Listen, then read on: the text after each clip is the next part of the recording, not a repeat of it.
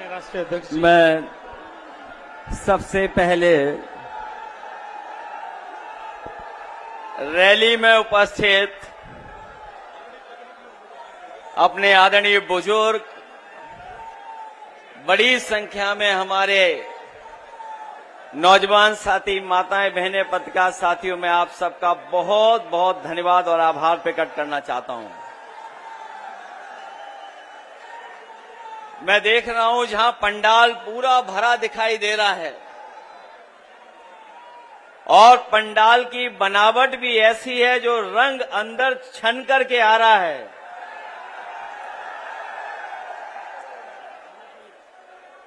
पता नहीं राजकुमार भाटी जी ने कौन सा साइंटिफिक अप्रोच उन्होंने अपनाई है कि जो रोशनी अंदर आ रही है पंडाल के अंदर छन करके वो लाल लाल लाल दिखाई दे रही है। मंच पर बड़ी संख्या में हमारे जिम्मेदार नेता मौजूद हैं। जितने लोग मंच पे हमारे साथ यहां पर हैं, जो हमारे दाईं तरफ मंच दिखाई दे रहा है, बहुत बड़ी संख्या में हमारे जिम्मेदार बुजुर्ग, कार्यकर्ता, नेता और आखिरी तक मैं देख सकता हूं। और इस पंडाल में पीछे तक, और जब मैं पंडाल के अंदर आया हूं, मुझे बड़ी संख्या में समाजवादी कार्यकर्ता, नेता दिखाई दिए हैं। मैं एक एक कार्यकर्ता का, नेता का बहुत बहुत धन्यवाद और आभार प्रकट करना चाहता हूं। आज तो हम रैली में इकट्ठे हो रहे हैं, मिल रहे हैं एक दूसरे से, लेकिन मैं बधाई देना चाहता हूं आप सबको। इस रैली की चर्चा ने न जाने कितने लोगों का होश उड़ा दिए थे, और न केवल होश उड़ाया रैली ने, उन्हें मजबूर कर दिया। और मजबूरी में क्या फैसला लिया उन्होंने कि आपकी हमारी रैली से पहले वो रैली करेंगे। कल भी रैली हुई थी, जो कल रैली हुई थी उसकी तो पोल हमारे बहुत लोगों ने खोल दी है। और ये नया जमाना है कि कोई कैमरे से नहीं बच सकता है। उस रैली में लोग आए नहीं थे,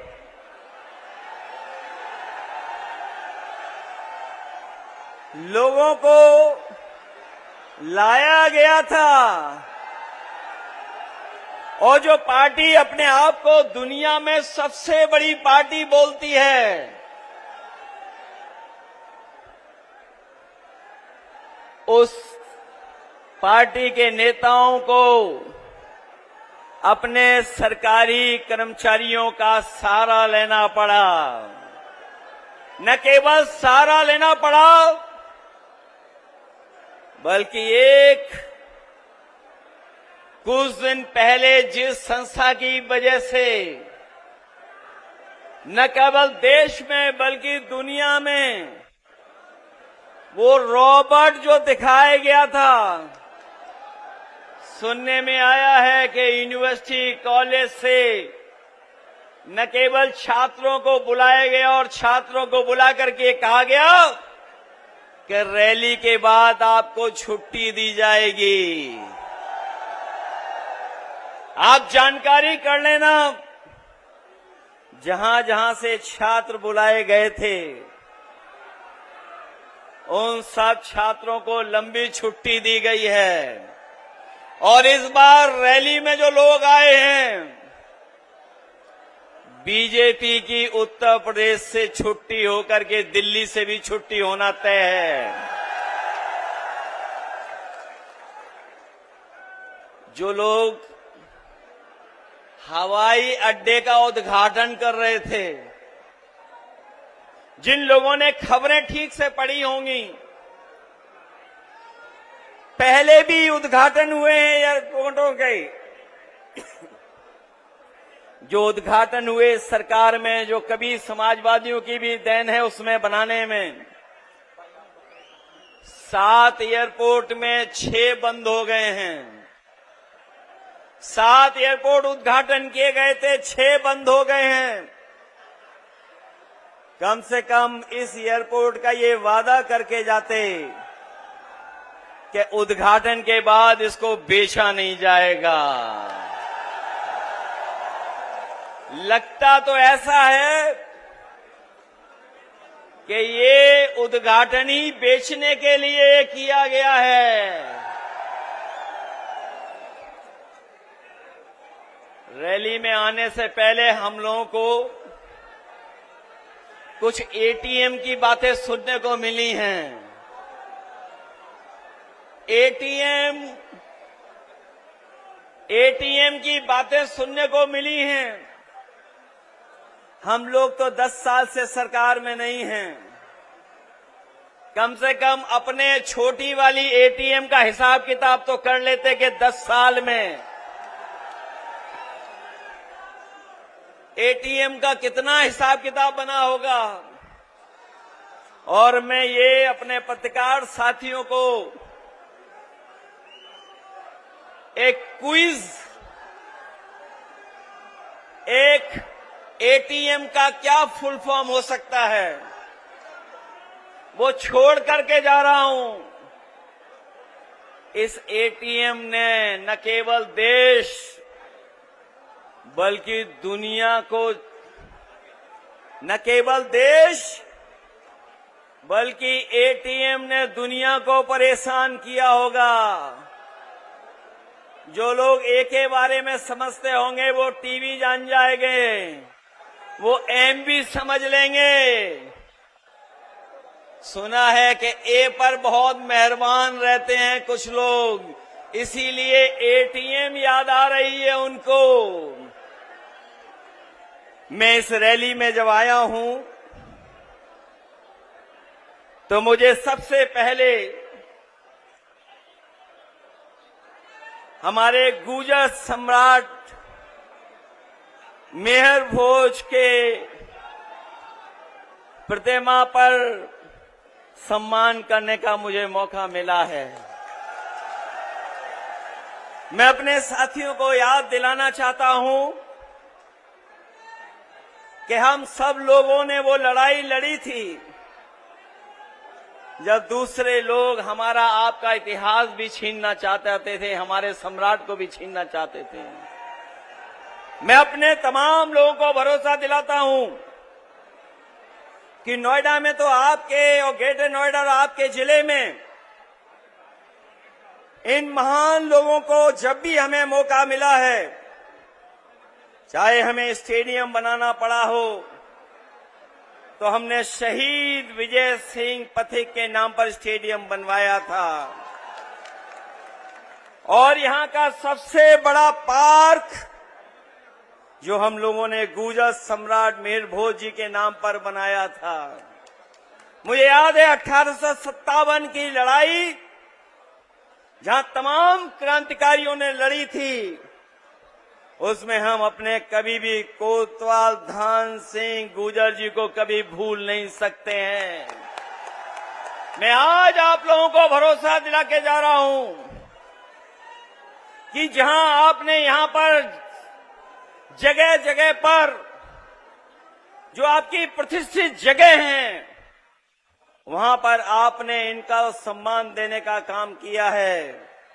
आप 2027 में सरकार बनाइए, राजधानी लखनऊ में भी इन तीनों और तमाम हमारे पीढ़ी महापुरुषों के योगदान को याद दिलाने के लिए हम लोग स्मारक और उनकी रिवर फ्रंट पे प्रतिमाएं लगवाने का काम करेंगे।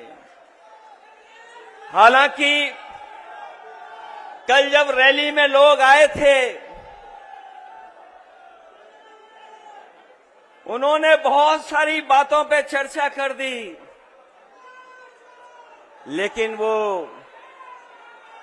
गैस सिलेंडर की चर्चा करना भूल गए हैं। याद रखिए, भारतीय जनता पार्टी का एक एक फैसला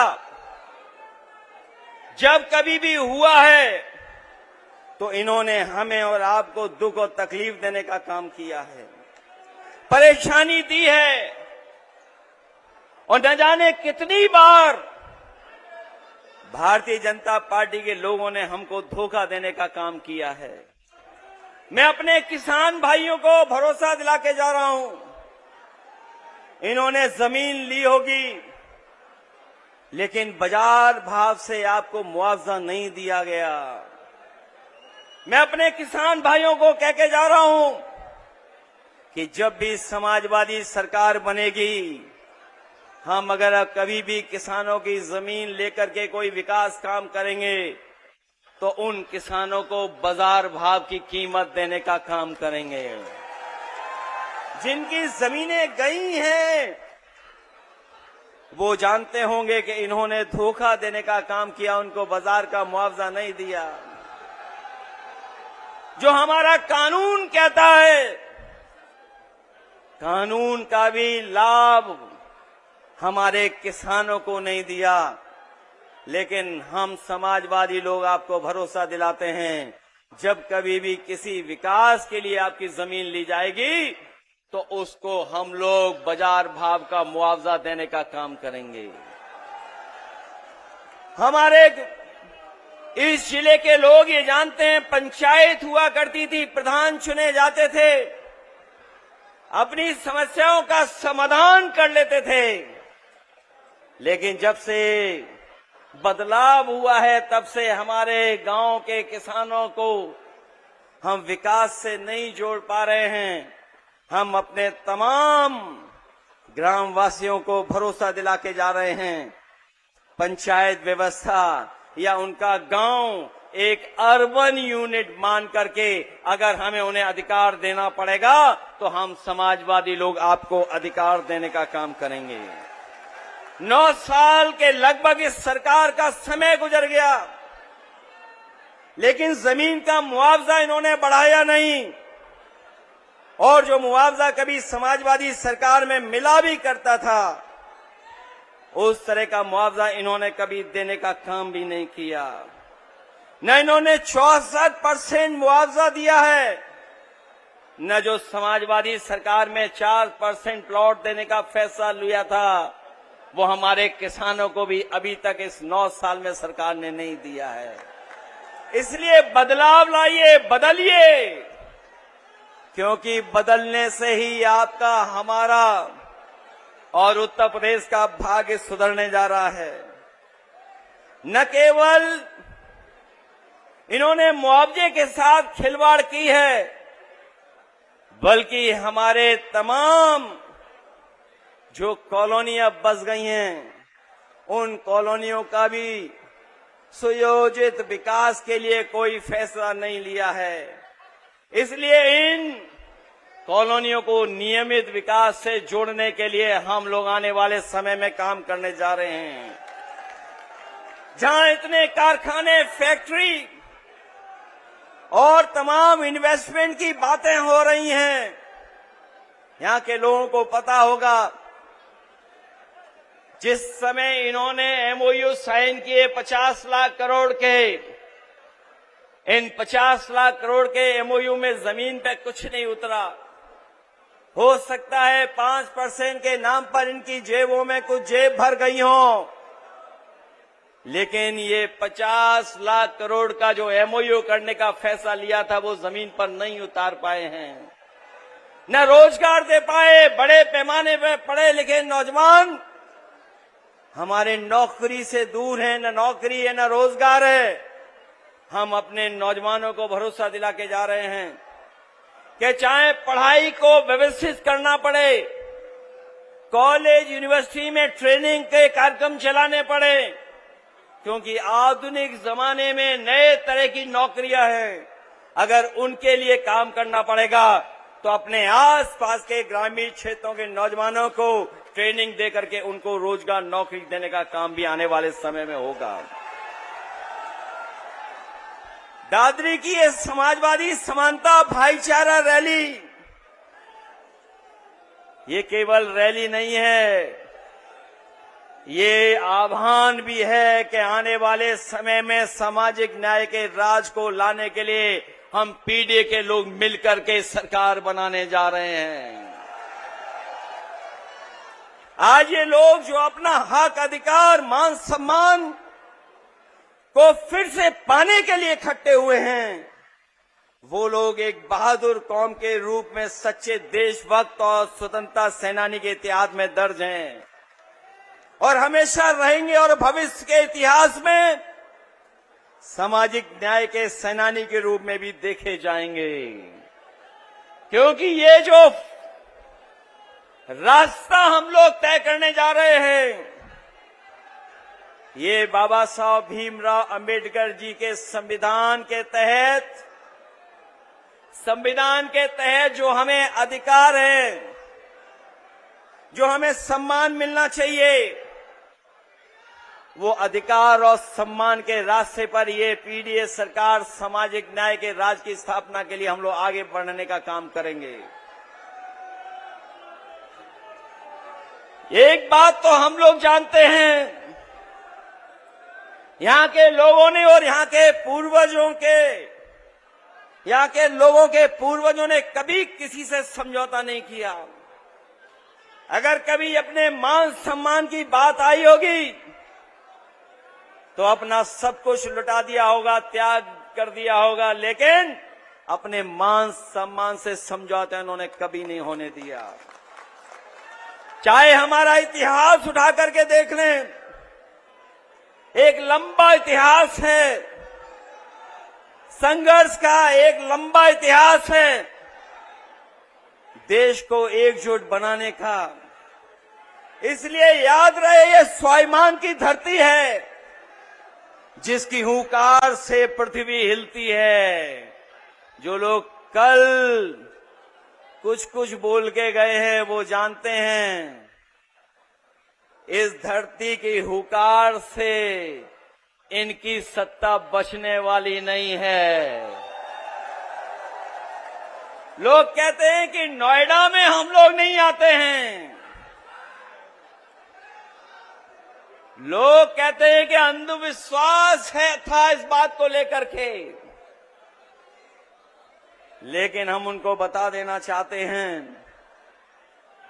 कि दोनों लोग मिलकर के भी अपने कार्यकर्ताओं के घर पर इतनी चाय नहीं पी होगी जितना हमने अकेले अपने कार्यकर्ताओं के घर पर जाकर के चाय पी करके उनको सम्मान देने का काम किया है। और इस नोएडा के विकास के लिए समाजवादियों का योगदान कोई भूल नहीं सकता है। वो लोग वो भी भूल गए कि जिस मेट्रो में बैठ करके उन्होंने उद्घाटन किया था, दिल्ली से नोएडा जोड़ने वाली मेट्रो, अगर किसी ने बनाई थी दिल्ली से जोड़ने वाली मेट्रो नोएडा से, तो वो समाजवादी सरकार थी। न केवल नोएडा दिल्ली जोड़ा था, बल्कि ग्रेटर नोएडा को भी जोड़ने का काम हम समाजवादियों ने करने का काम किया था। विकास के तमाम फैसले हमारी सरकार में हुए हैं।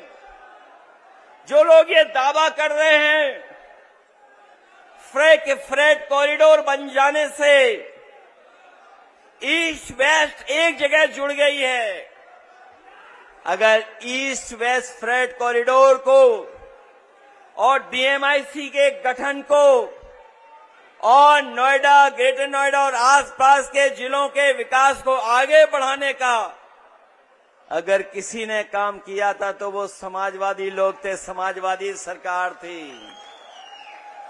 एक बात तो हम और आप सब जानते ही हैं कि धरती पे सबसे ज्यादा झूठ बोलने वाली अगर कोई पार्टी है तो उसका नाम नहीं लेना है, आप सब जानते हो।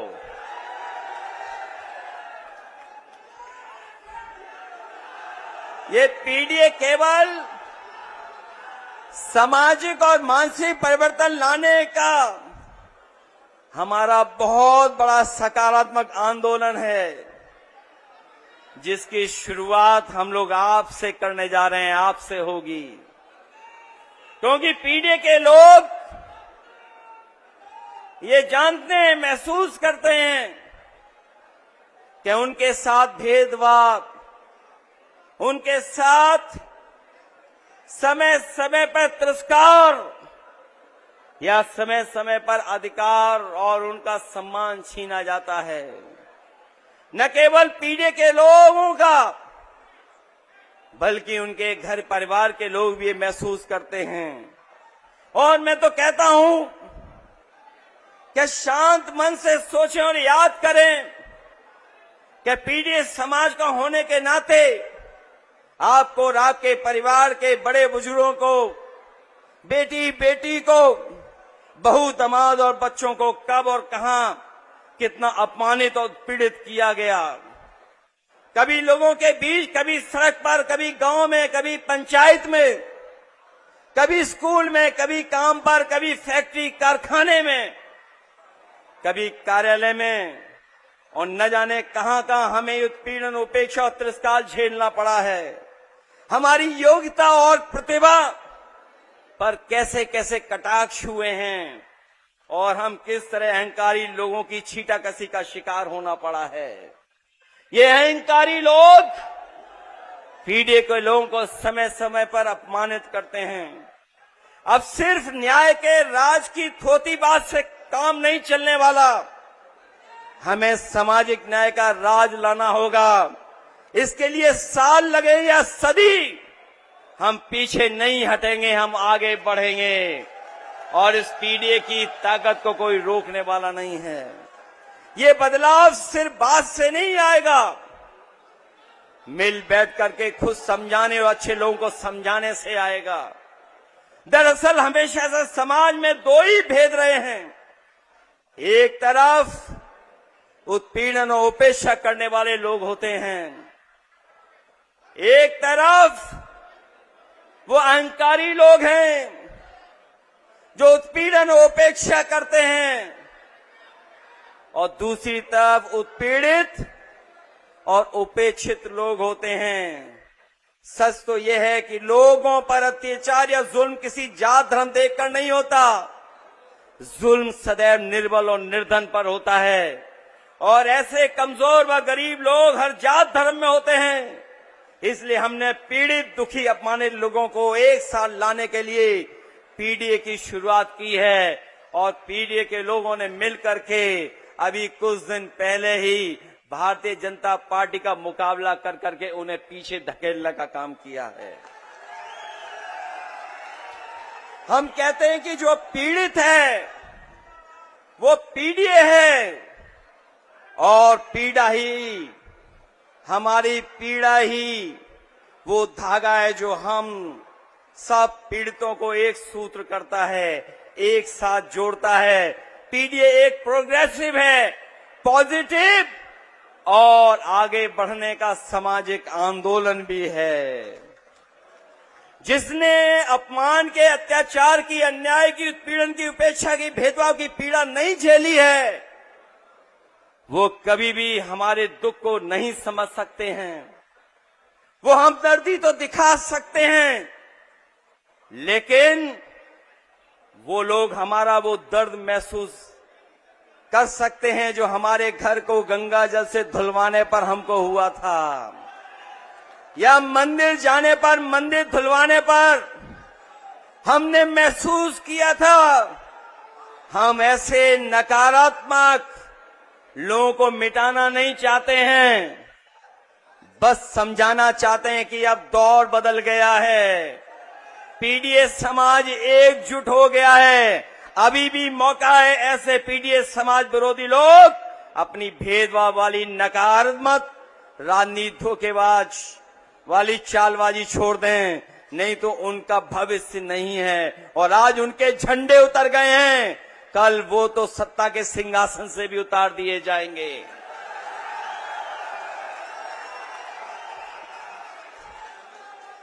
मैं कहना चाहता हूं कि पीडीए की मुहिम सिर्फ एक दो चुनाव की नहीं है। सदियों से जो उत्पीड़न हो रहा है उससे लड़ने की है, अपने भविष्य को चुनने की है, युग को बदलने की है। पीडीए के मान सम्मान के लिए संघर्ष जारी रहेगा।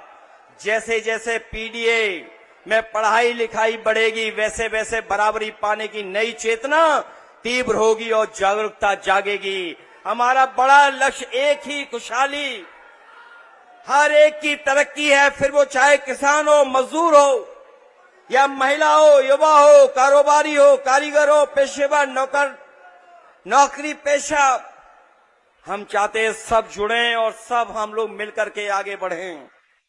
लेकिन हर एक की खुशहाली, हर एक की तरक्की का ये बड़ा मकसद तभी पूरा हो सकता है जब सिर्फ दिखावे के लिए नहीं, सच दिलों में सौहार्द हो, भाईचारा हो, अमन चैन हो। और ये सब तब ही हो सकता है जब लोग ये सोचें कि उनके साथ कोई नाइंसाफी, कोई अन्याय नहीं हो रहा है।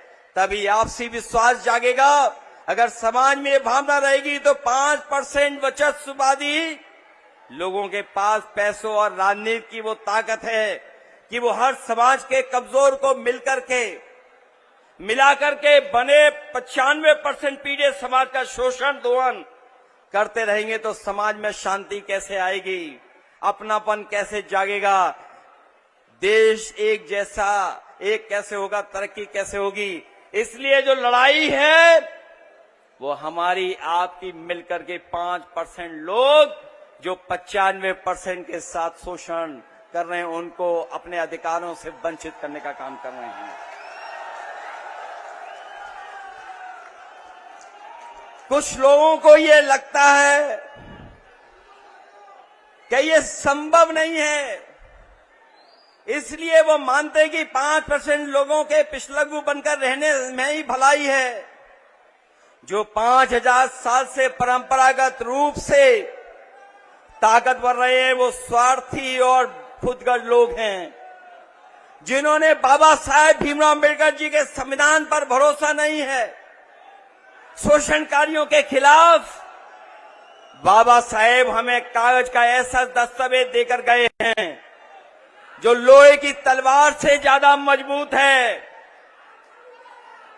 शायद इसलिए नेताजी ने जब अपनी पार्टी का नाम रखा था तो संविधान के प्रियम्बल में लिखे एक संवैधानिक मूल्य समाजवादी को ही चुना और हमेशा समाज की बराबरी, उन्नति के लिए काम किया, जो आज भी हमारी प्रेरणा है।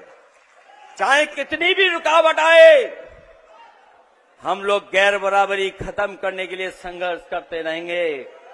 और जो हमारे पीछे छूट गए हैं पीडीए समाज के लोग, उनको बराबर खड़ा कर करके हम उनको हक और सम्मान देने का काम करेंगे।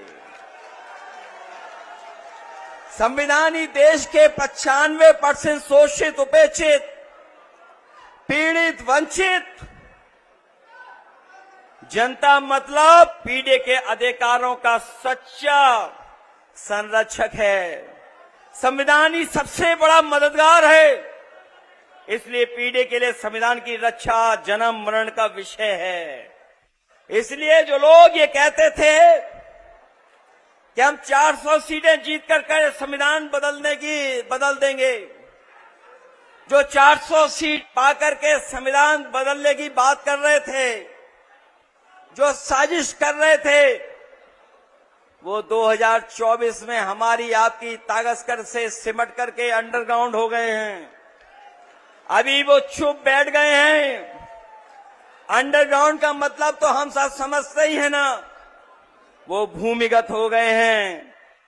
ये वक्त का इंतजार कर रहे हैं, वो लोग वक्त का इंतजार कर रहे हैं, पर वो वक्त फिर कभी नहीं आएगा। फिर भी इनसे सावधान और चौकन्ना रहने की जरूरत है।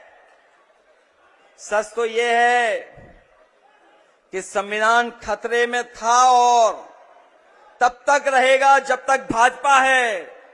इसलिए भाजपा को हमेशा के लिए हराना और हटाना होगा। ये भाजपा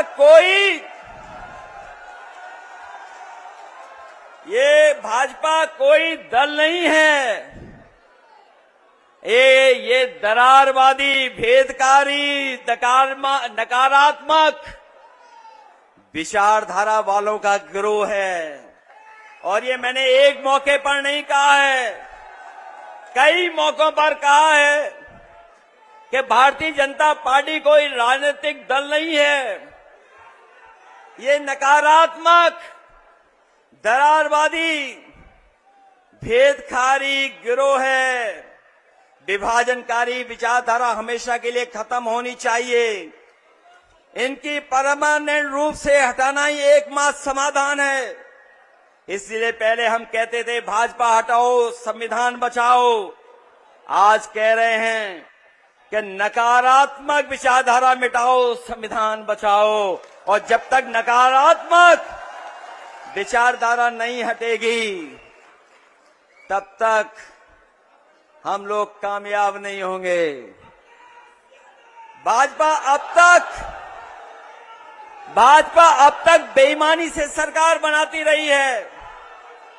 आपने देखा है बाई इलेक्शन में कि किस तरीके से इन्होंने बेईमानी कर करके हम लोगों को हराने का काम किया है। लेकिन हम जानते हैं इस बार जब पूरे प्रदेश का चुनाव होगा तो ये भारतीय जनता पार्टी की 420 403 विधानसभा में चलने वाली है। क्योंकि जो लोग अधिकारी जिनके माध्यम से ये शोषण और हमें और आपका चुनाव लूटते थे, वो भी आज निराश हो गए हैं। ऐसे अधिकारी जिन्होंने फेक इनकाउंटर किए हैं, वो भी भारतीय जनता पार्टी से दुखी हो रहे हैं। और याद कीजिए, जब पहला फेक इनकाउंटर हुआ था, न केवल एक नौजवान गुजर था, बल्कि नोएडा में एक जिम इंस्पेक्टर भी था जिसका इनकाउंटर फेक करने की कोशिश की थी इन्होंने। आज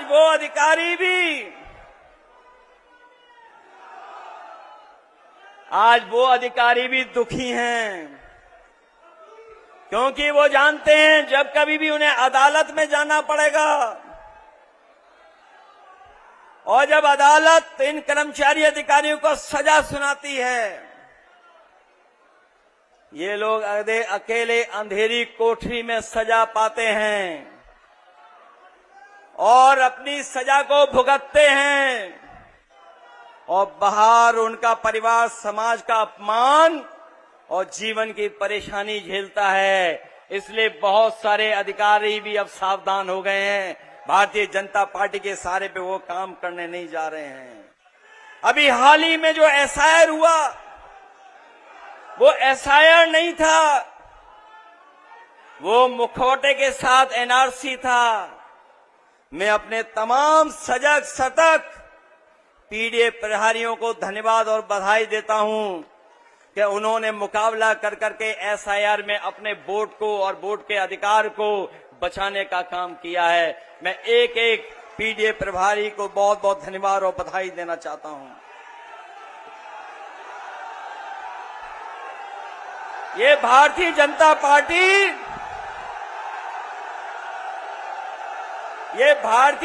पार्टी ये दल नहीं है।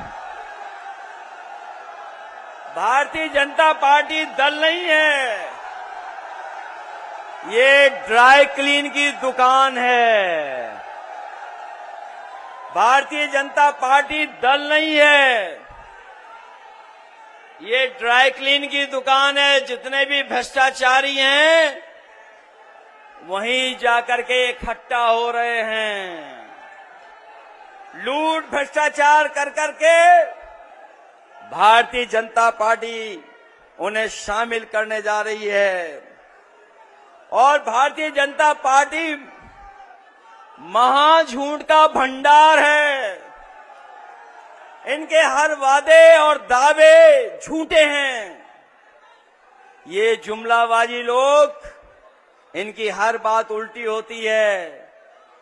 जब ये कहते हैं कि 15 लाख देंगे, करोड़ों नौकरी हर साल देंगे, किसानों की आय दोगुनी करेंगे, करोड़ नौकरी हर साल देंगे,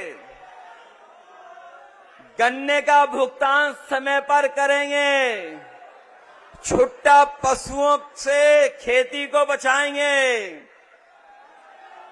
तो ये समझ लेना ये लोग महाझूठ बोलते हैं। इनका हर बात, हर वादा झूठा निकला।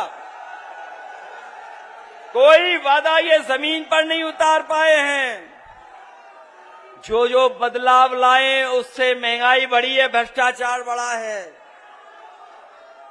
और अब तो उनके लोग भी इंतजार कर रहे हैं कि चुनाव करीब आए तो पाला बदल ले। लेकिन हम लोग कहना चाहते हैं कि पाला बदलने वालों पे भी हम लोग नजर रखने वाले हैं। और नौकरी इनके एजेंडे में कभी नहीं रही। और नौकरी इनके एजेंडे में इसलिए नहीं रही क्योंकि बाबा साहब भीमराव अम्बेडकर जी का संविधान और संविधान के तहत आरक्षण मिलने का इनके एजेंडे में कभी नहीं रहा। इसलिए सरकारी नौकरियां कभी नहीं देते हैं। और इसीलिए जानबूझ करके पेपर लीक कराते हैं। पेपर लीक करा करके नौजवानों को निराश कर रहे हैं। आने वाले समय में हम नौजवानों को कहना चाहते हैं, नौजवानों से संवाद करने के साथ साथ हम लोग भारतीय जनता पार्टी की वो भी पोल खोलेंगे कि कितने पेपर लीक हुए हैं और कितनी परीक्षाएं रद्द हुई हैं। हम लोग अग्निवीर कभी स्वीकार नहीं कर सकते हैं। जो लोग कहते हैं कि टेक्नोलॉजी से वार लड़ा जाता है, हवाई जहाज से लड़ाई लड़ी जाती है, महंगे महंगे हवाई जहाज खरीदे हैं, महंगी महंगी बड़ी बड़ी मशीनें खरीद ली, लेकिन हाल फिलहाल की जो लड़ाई हम लोग दुनिया की देख रहे हैं उसमें टेक्नोलॉजी का कितने बड़े पैमाने पर इस्तेमाल हो रहा है। और याद रखना, टेक्नोलॉजी से कितनी भी लड़ाई लड़ी जाए, लेकिन जमीन का कब्जा तभी होता है जब फौज आगे बढ़कर के जमीन को कब्जा करने का काम करती है। इसलिए जो अग्निवीर की व्यवस्था लाए हैं, जब भी समाजवादियों को मौका मिलेगा वो हम लोग उस व्यवस्था को हमेशा हमेशा के लिए खत्म कर देंगे। जो विकास की गति हम लोगों ने बढ़ाई थी, आगरा लखनऊ एक्सप्रेसवे और नोएडा से जोड़ने वाला एक्सप्रेस हमारे नौजवान जानते होंगे। यहीं के नौजवान जब साइकिल चला करके आगे बढ़े थे, यहीं पर नोएडा से जब हम लोगों ने साइकिल यात्रा शुरू की थी 2011 में, हमारे नौजवानों को याद होगा वो हमारी सरकारी साइकिल यात्रा नहीं थी, वो हमारे नौजवानों को हौसला और नौजवानों की बहादुरी थी कि हम लोगों ने नोएडा से शुरू कर करके आगरा तक साइकिल यात्रा लेके गए थे।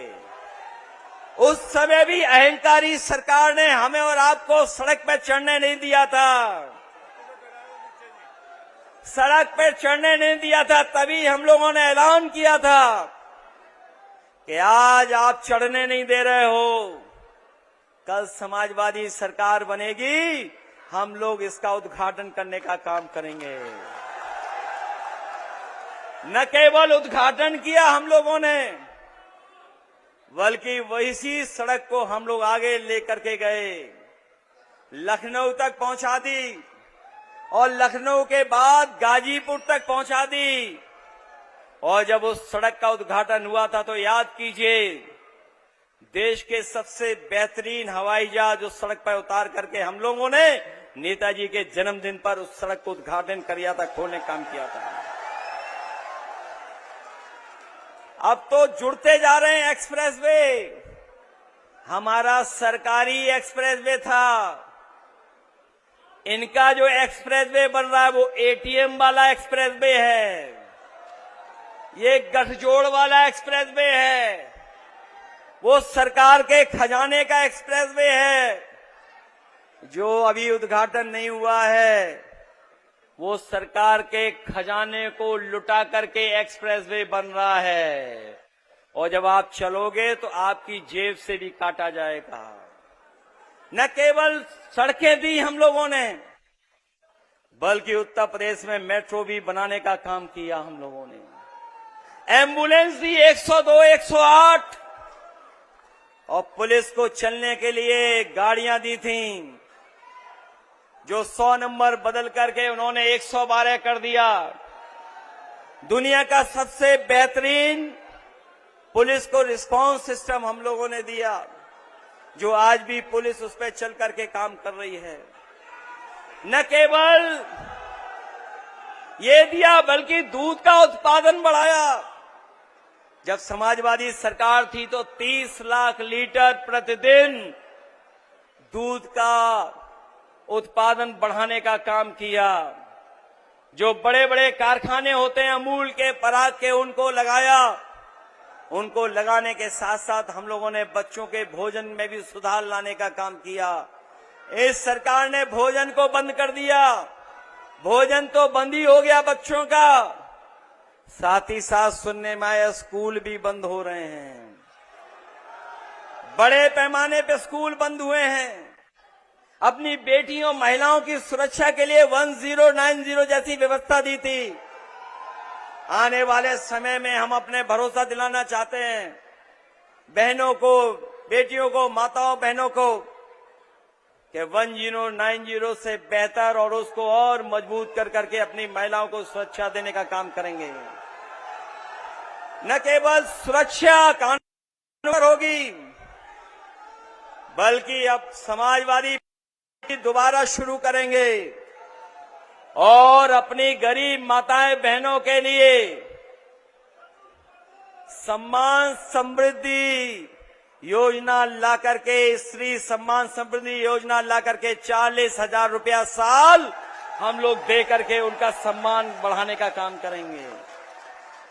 जो लोग कहते हैं कि धन कहां से आएगा, हमारी ही नकल कर करके महाराष्ट्र में 1700 रुपए दे रहे हैं, मध्य प्रदेश में दे रहे हैं, बंगाल में भी आदरणीय ममता बनर्जी जी दे रही हैं। वहां पर भी समाजवादी पेंशन की तरह महिलाओं के सम्मान राशि दी जा रही है। अगर ये सब प्रदेश दे सकते हैं तो उत्तर प्रदेश तो आबादी में और बजट में भी दुगना है। जिस तरीके से हम लोगों ने उस समय लैपटॉप दिया था, कोई सोच नहीं सकता था हम लोगों ने लैपटॉप दिया था। आने वाले समय में स्त्री सम्मान समृद्धि योजना चला करके 40,000 रुपया हम लोग उनके अकाउंट में देने का काम करेंगे।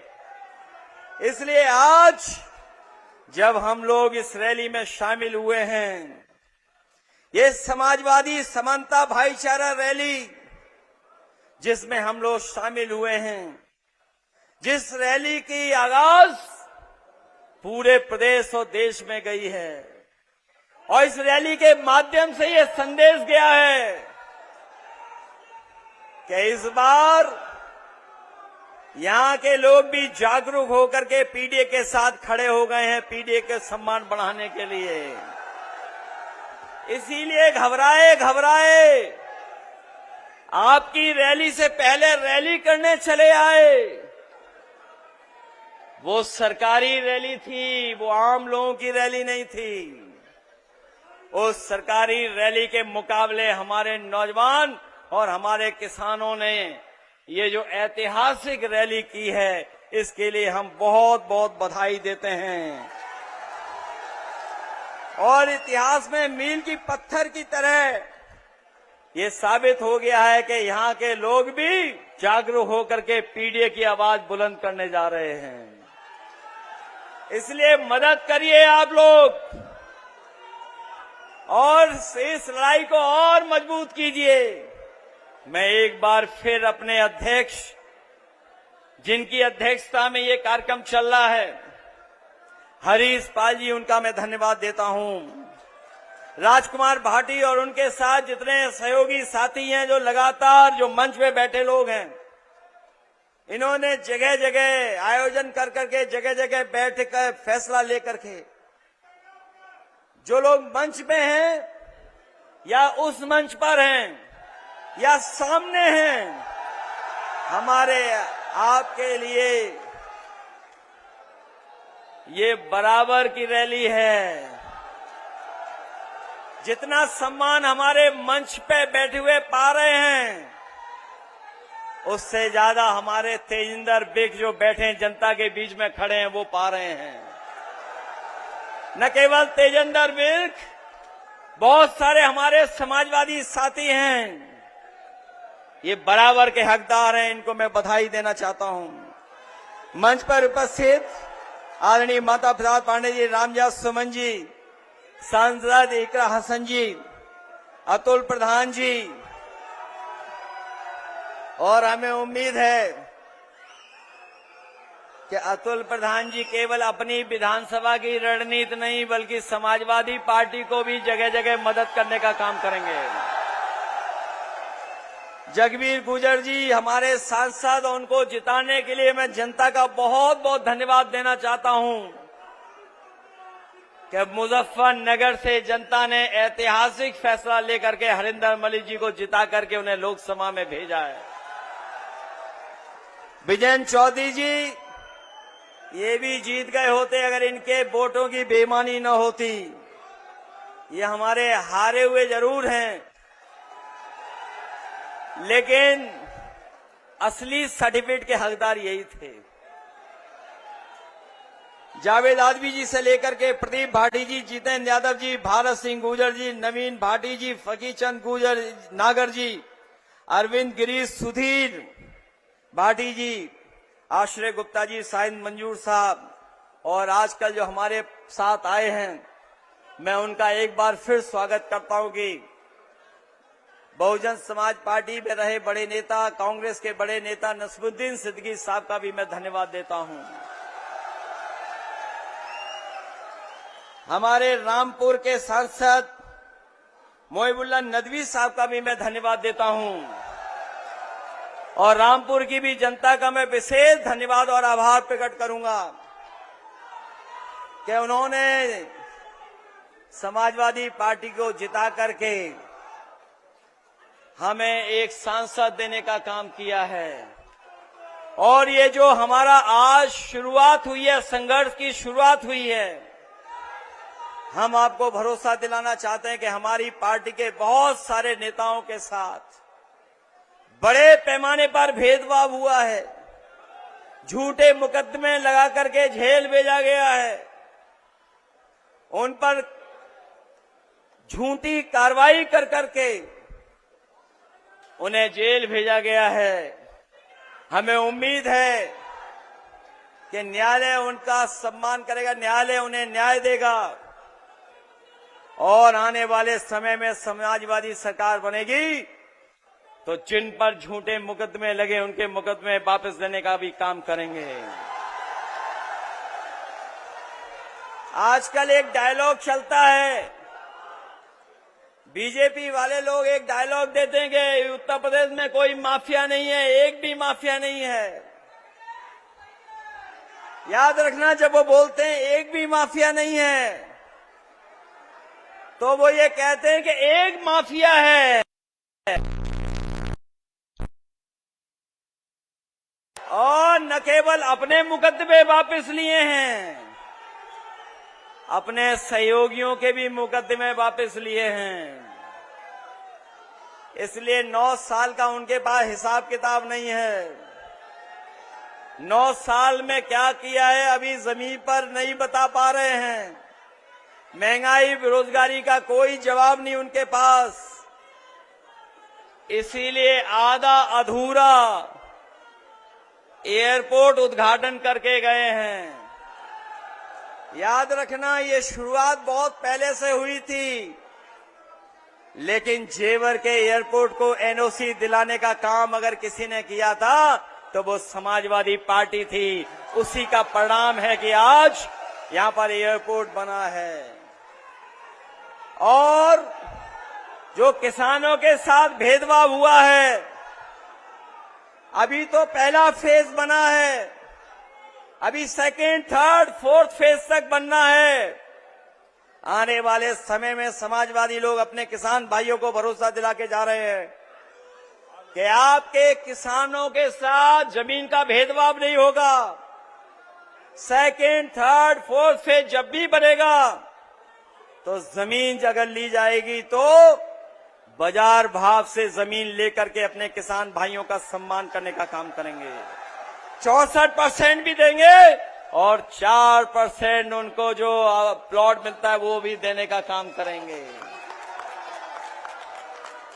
हमारा साथी आलू की बात कर रहा है।